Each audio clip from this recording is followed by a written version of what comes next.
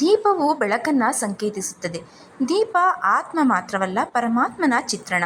ಆದ್ದರಿಂದ ಪೂಜೆ ಮಾಡೋ ಮೊದಲು ದೀಪವನ್ನು ಬೆಳಗಿಸ್ತೀವಿ. ನಮ್ಮ ಹಿಂದೂ ಸಂಪ್ರದಾಯದಲ್ಲಿ ದೇವರನ್ನು ಪೂಜಿಸೋ ಮೊದಲು ಆ ದೇವರ ಪ್ರತಿರೂಪವಾದ ದೀಪವನ್ನು ಪೂಜಿಸೋದು ನಮ್ಮ ಮೊದಲನೇ ಉದ್ದೇಶ. ಷೋಡಶೋಪಚಾರ ಪೂಜೆಗಳಲ್ಲಿ ಇದು ಬಹಳನೇ ಮುಖ್ಯ. ದೇವರಿಗೆ ಮಣ್ಣಿನ ದೀಪವನ್ನು ಹಚ್ಚೋದು ಸರ್ವಶ್ರೇಷ್ಠ ಎಂದು ನಂಬಲಾಗಿದೆ. ಕೆಲವರು ಕಾಮಾಕ್ಷಿ ದೀಪವನ್ನು ಸಹ ಬಳಸ್ತಾರೆ. ಕಾಮಾಕ್ಷಿ ದೀಪದ ಮೇಲೆ ದೇವಿಯು ಕಬ್ಬಿನ ಜಲ್ಲೆ ಹಿಡಿದು ಕುಳಿತಿರುವ ಚಿತ್ರವಿರುತ್ತದೆ. ಆದರೆ ದೇವಿಯ ಪಕ್ಕ 2 ಆನೆಗಳಿದ್ದರೆ ಅದನ್ನು ಏನಂತಾರೆ? 8 ಲಕ್ಷ್ಮಿಯರು ಇರುವ ದೀಪವನ್ನು ಏನಂತಾರೆ? ಹೀಗೆ ಮನೆಗೆ ಯಾವ ರೀತಿಯ ಕಾಮಾಕ್ಷಿ ದೀಪವನ್ನು ತರಬೇಕು ಅನ್ನೋದರಲ್ಲಿ ಗೊಂದಲವಿರುತ್ತದೆ ಕೆಲವರಿಗೆ.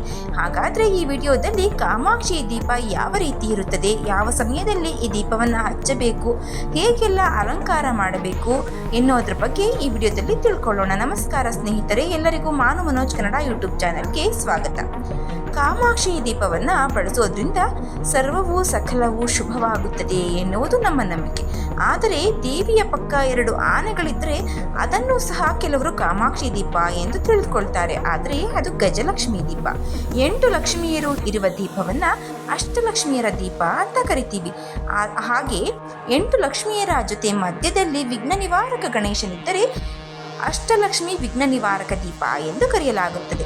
ಹಾಗಾದರೆ ಕಾಮಾಕ್ಷಿ ದೀಪ ಹೇಗಿರುತ್ತದೆ? ಕಾಮಾಕ್ಷಿ ದೀಪದ ಮೇಲೆ ದೇವಿಯು ಮಧ್ಯದಲ್ಲಿ ಕಬ್ಬಿನ ಜಲ್ಲೆಯನ್ನು ಹಿಡಿದು ಕುಳಿತಿರ್ತಾಳೆ. ಇದು ಕಾಮಾಕ್ಷಿ ದೀಪದ ಸಂಕೇತವಾಗಿರುತ್ತದೆ. ಈ ಎಲ್ಲ ವಿಷಯವನ್ನು ನೀವು ಗಮನದಲ್ಲಿ ಇಟ್ಟುಕೊಂಡು ಕಾಮಾಕ್ಷಿ ದೀಪವನ್ನು ತರಬೇಕಾಗುತ್ತದೆ. ಯಾರು ಈ ಕಾಮಾಕ್ಷಿ ದೇವಿ? ಕಾಮಾಕ್ಷಿ ದೀಪವನ್ನು ಮನೆಯಲ್ಲಿಟ್ಟು ಪೂಜಿಸೋದ್ರಿಂದ ಸಕಲ ದೇವತೆಗಳ ಅನುಗ್ರಹ ದೊರೆಯುತ್ತದೆ. ಅಷ್ಟಾದಶ ಶಕ್ತಿಪೀಠಗಳಲ್ಲಿ ಕಂಚಿ ಕ್ಷೇತ್ರ ಒಂದು. ಇಲ್ಲಿ ಕಾಮಾಕ್ಷಿ ದೇವಿ ನೆಲೆಗೊಂಡಿದ್ದಾಳೆ. ಕಾಮಾಕ್ಷಿ ಜಗನ್ಮಾತೆ ಪಾರ್ವತಿಯ ರೂಪ. ಶಿವನನ್ನ ಕುರಿತು ತಪಸ್ಸು ಮಾಡುವ ಕಾಮಾಕ್ಷಿ ಅವನನ್ನ ಒಲಿಸಿಕೊಂಡು ಪರಶಿವನ ಕೈ ಹಿಡಿತಾಳೆ. ಕಾ ಎಂದರೆ ಬ್ರಹ್ಮಶಕ್ತಿಯಾಗಿರುವ ಸರಸ್ವತಿ, ಮಾ ಎಂದರೆ ವಿಷ್ಣು ಶಕ್ತಿಯಾಗಿರುವ ಮಹಾಲಕ್ಷ್ಮಿ, ಅಕ್ಷಿ ಎಂದರೆ ಕಣ್ಣುಗಳು ಅಂದರೆ ಪಾರ್ವತಿಯ ರೂಪ. ಕಾಮಾಕ್ಷಿ ಎಂದರೆ ಸರಸ್ವತಿ, ಮಹಾಲಕ್ಷ್ಮಿ ಮತ್ತು ಪಾರ್ವತಿಯ ಸ್ವರೂಪ. ಆದ್ದರಿಂದ ಇತರ ಎಲ್ಲ ದೇವಾಲಯಗಳಿಗಿಂತ ಕಾಮಾಕ್ಷಿ ದೇವಸ್ಥಾನವನ್ನು ಬೆಳಗಿನ ಜಾವ ಬ್ರಹ್ಮ ಮುಹೂರ್ತದಲ್ಲೇ ತೆರೆಯಲಾಗುತ್ತದೆ. ಅದೇ ರೀತಿ ಎಲ್ಲ ದೇವಸ್ಥಾನಗಳ ಬಾಗಿಲನ್ನು ಮುಚ್ಚಿದ ನಂತರವಷ್ಟೇ ಕಾಮಾಕ್ಷಿ ದೇವಾಲಯದ ಬಾಗಿಲನ್ನು ಮುಚ್ಚಲಾಗುತ್ತದೆ. ಆದ್ದರಿಂದ ಈ ದೀಪಕ್ಕೆ ಸಕಲವಾದ ನಮ್ಮ ಇಷ್ಟಾರ್ಥಗಳನ್ನು ಎಲ್ಲವನ್ನೂ ಈಡೇರಿಸುವ ಶಕ್ತಿ ಇದೆ ಎಂದು ನಂಬಲಾಗಿದೆ. ಈಗ ಕಾಮಾಕ್ಷಿ ದೀಪವನ್ನು ಹೇಗೆ ಹಚ್ಚಬೇಕು? ದೀಪವು ದೇವರ ಸ್ವರೂಪ. ಆದ್ದರಿಂದ ಕಾಮಾಕ್ಷಿ ದೀಪ ಸೇರಿದಂತೆ ಯಾವುದೇ ದೀಪವಾಗಲಿ ಅದನ್ನು ಶುಚಿಗೊಳಿಸಿ ಅರಿಶಿನ ಕುಂಕುಮ ಇಟ್ಟು ಹೂವಿನಿಂದ ಅಲಂಕರಿಸಬೇಕು. ನೆಲಕ್ಕೆ ತಾಕದಂತೆ ಆ ದೀಪವನ್ನು ಇಡಬೇಕಾಗುತ್ತದೆ. ಒಂದು ಪ್ಲೇಟ್ ಅಲ್ಲಿ ಇಲ್ಲ ಅಂದರೆ ಬಾಳೆ ಎಲೆ ಮೇಲೆ ಆದರೂ ನಾವು ಆ ದೀಪವನ್ನು ಇಟ್ಟು ಹಚ್ಚಬಹುದು. ಈ ದೀಪಕ್ಕೆ ತುಪ್ಪ ಅಥವಾ ಎಳ್ಳೆಣ್ಣೆಯನ್ನು ಬಿಟ್ಟು ಹಚ್ಚಿದರೆ ತುಂಬಾನೇ ಒಳ್ಳೆಯದು. ದೀಪದಲ್ಲಿ 2 ಬತ್ತಿಗಳಿರಬೇಕು. ದೀಪ ಉತ್ತರ ಅಥವಾ ಪೂರ್ವ ದಿಕ್ಕಿಗೆ ಇರುವಂತೆ ಹಚ್ಚಬೇಕು. ಯಾವುದೇ ಕಾರಣಕ್ಕೂ ದಕ್ಷಿಣ ದಿಕ್ಕಿಗೆ ಈ ದೀಪವನ್ನು ಹಚ್ಚಬಾರದು. ಶುಕ್ರವಾರ, ಮಂಗಳವಾರ, ಹುಣ್ಣಿಮೆ ಸೇರಿದಂತೆ ಈ ಥರ ವಿಶೇಷ ದಿನಗಳಂದು ಕಾಮಾಕ್ಷಿ ದೀಪವನ್ನು ನಾವು ಶುಚಿಗೊಳಿಸಬಾರದು. ಕಾಮಾಕ್ಷಿ ದೀಪವನ್ನು ಬೆಳ್ಳಿಯದ್ದಾಗಲಿ, ತಾಮ್ರದಾಗಲಿ, ಪಂಚಲೋಹದ್ದಾಗಲಿ ನಿಮ್ಮ ಯಥಾಶಕ್ತಿ ಯಾವುದು ನಿಮ್ಮಲ್ಲಿ ಸಾಧ್ಯವೋ ಅದನ್ನು ಖರೀದಿಸಿ ಹಚ್ಚಿಕೊಳ್ಳಬಹುದು. ಸಾಮಾನ್ಯವಾಗಿ ಆತ್ಮೀಯರು ಅಥವಾ ಸಂಬಂಧಿಕರು ಉಡುಗೊರೆಯಾಗಿ ನೀಡಿದ ಕಾಮಾಕ್ಷಿ ದೀಪವನ್ನು ಬಹಳಷ್ಟು ಮಂದಿ ಹಚ್ಚಲಾಗುತ್ತೆ. ಹಾಗಿದ್ದ ಮಾತ್ರಕ್ಕೆ ಪರಂಪರೆಯಾಗಿ ಬಂದ ಕಾಮಾಕ್ಷಿ ದೀಪವನ್ನು ಮಾತ್ರ ಮನೆಯಲ್ಲಿ ಹಚ್ಚಬೇಕು ಎಂಬ ನಿಯಮವೇನಿಲ್ಲ. ದೀಪದ ಬಗ್ಗೆ ಪ್ರಾಮುಖ್ಯತೆ ತಿಳಿದವರು ಕೂಡ ಖರೀದಿಸಿ ತಂದು ಹಚ್ಚಿದರೆ ತಪ್ಪೇನೂ ಆಗುವುದಿಲ್ಲ.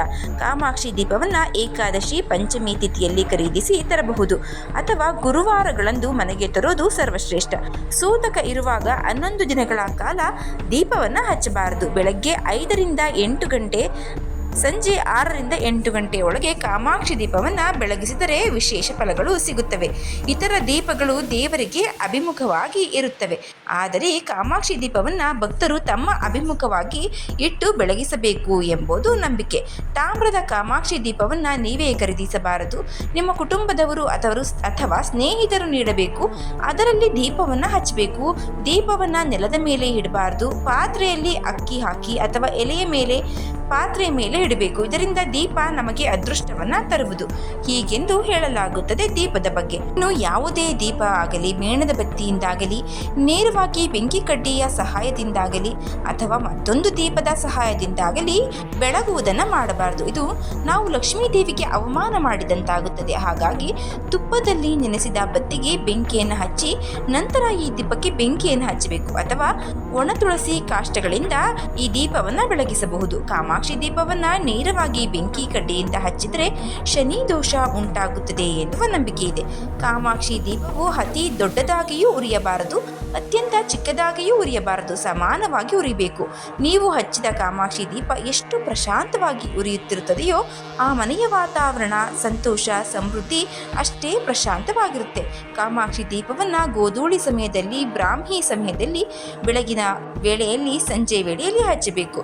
ಗೋಧೂಳಿ ಸಮಯದಲ್ಲಿ ದೀಪ ಹಚ್ಚಿಡೋದ್ರಿಂದ ಲಕ್ಷ್ಮೀ ದೇವಿಯ ಕೃಪಾ ಕಟಾಕ್ಷ ನಮ್ಮ ಮೇಲೆ ಸದಾ ಇರುತ್ತದೆ ಎನ್ನುವುದು ನಂಬಿಕೆ. ಮನೆಯಲ್ಲಿರುವ ನಕಾರಾತ್ಮಕ ಶಕ್ತಿ ನಾಶವಾಗುತ್ತದೆ, ಕುಟುಂಬದ ಸದಸ್ಯರಿಗೆ ಒಳ್ಳೆಯದೇ ಆಗುತ್ತದೆ.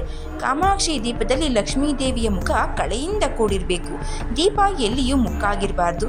ದೀಪದಲ್ಲಿ ಯಾವುದೇ ರೀತಿಯಾದ ಕೊಳೆ ಇರಬಾರ್ದು. ನಮ್ಮ ಮನೆಗೆ ತಂದಿರುವ ದೀಪವನ್ನು ನಾವೇ ಬೆಳಗಬೇಕು. ನಿಮ್ಮ ಮನೆಯ ಕುಟುಂಬದ ಸದಸ್ಯರು ಬೆಳಗಬಹುದು. ಇದನ್ನು ಯಾರಿಗೂ ಅಂದರೆ ಹೊರಗಿನವರಿಗೆ ನೀಡಬಾರದು.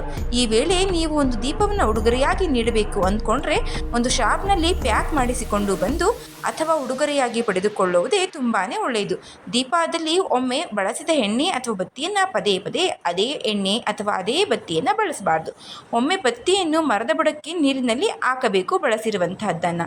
ಮಂಗಳವಾರ ಮತ್ತು ಶುಕ್ರವಾರ ಈ ದೀಪವನ್ನು ಸ್ವಚ್ಛ ಮಾಡಬಾರದು. ಇದು ಕಾಮಾಕ್ಷಿ ದೀಪದ ಬಗ್ಗೆ ಇರುವಂತಹ ಕೆಲವೊಂದು ಮಾಹಿತಿ. ಈ ಮಾಹಿತಿ ನಿಮಗೆ ಇಷ್ಟ ಆಗಿದ್ದರೆ ದಯವಿಟ್ಟು ಶೇರ್ ಮಾಡಿ, ಲೈಕ್ ಮಾಡಿ. ವಿಡಿಯೋ ಬಗ್ಗೆ ನಿಮ್ಮ ಅನಿಸಿಕೆ ಅಭಿಪ್ರಾಯವನ್ನು ಕಮೆಂಟ್ ಬಾಕ್ಸ್ನಲ್ಲಿ ತಿಳಿಸಿ. ಚಾನಲ್ನ ಇನ್ನು ಸಬ್ಸ್ಕ್ರೈಬ್ ಮಾಡ್ಕೊಂಡೇ ನೋಡ್ತಾ ಇದ್ದರೆ ದಯವಿಟ್ಟು ಸಬ್ಸ್ಕ್ರೈಬ್ ಮಾಡಿಕೊಂಡು ನೋಡಿ. ಧನ್ಯವಾದಗಳು.